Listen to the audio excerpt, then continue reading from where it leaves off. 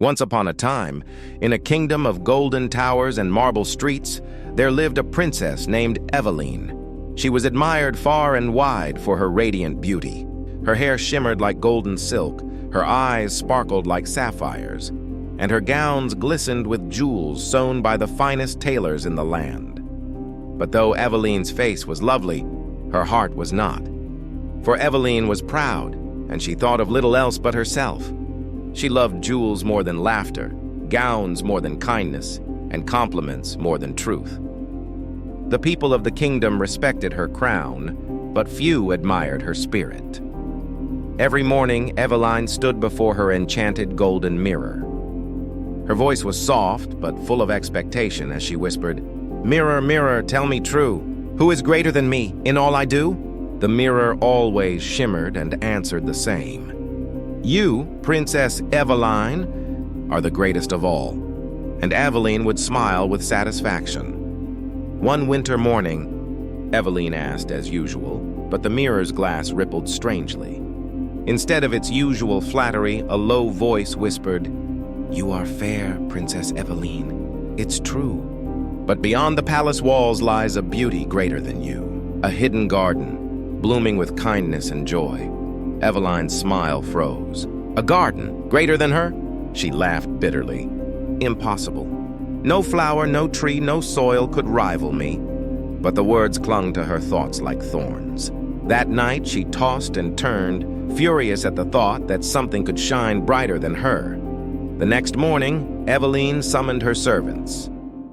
"Find this so-called garden," she demanded, her jeweled fingers tapping impatiently.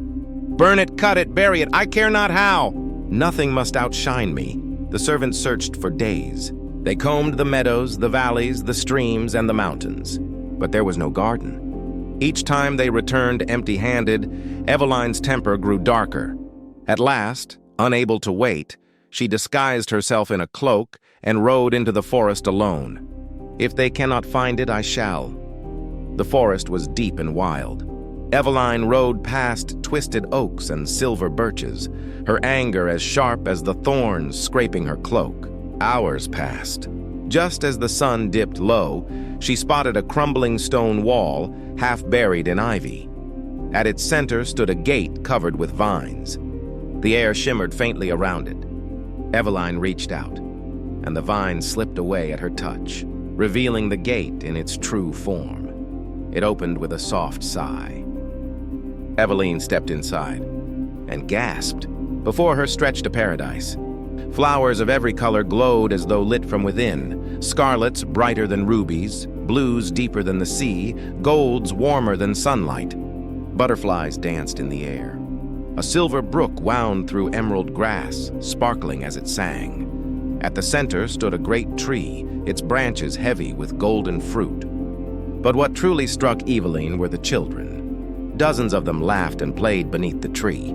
Some braided flower crowns, others shared fruit, others sang songs that made the air itself feel lighter.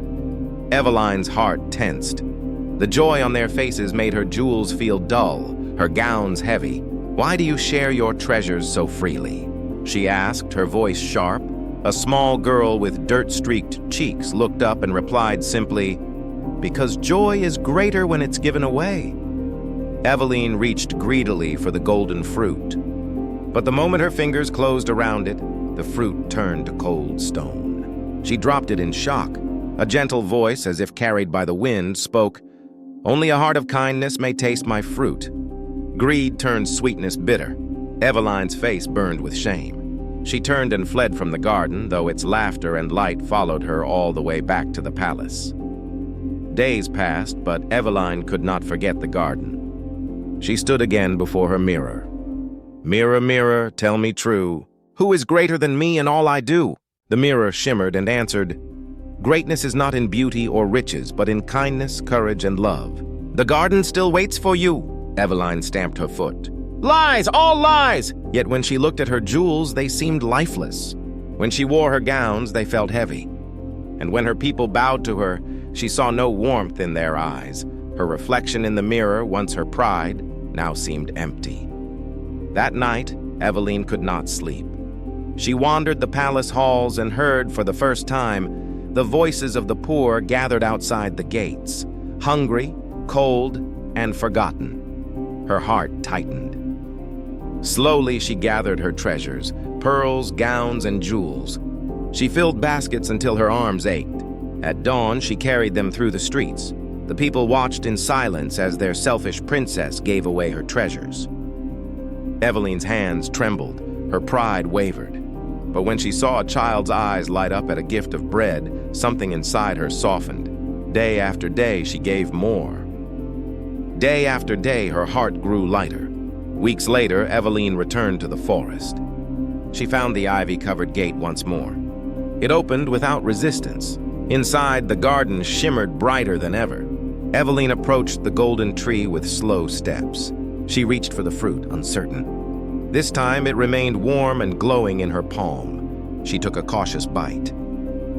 And in that instant, Eveline's heart bloomed with light. The garden sang with joy, the children cheered, and for the first time, Eveline felt full, not of pride, but of peace. From that day forward, Eveline was no longer known as the selfish princess. The people called her Eveline the Kind. She opened the palace gates to the poor.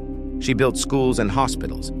She visited the villages not with jewels, but with compassion. And always in her heart, she carried the memory of the hidden garden.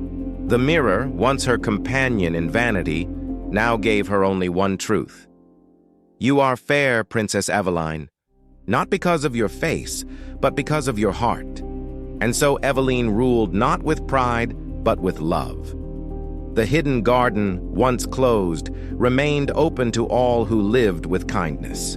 And in its golden branches, laughter forever bloomed. Moral: true beauty does not come from mirrors or crowns. It grows from the kindness you plant in others' hearts.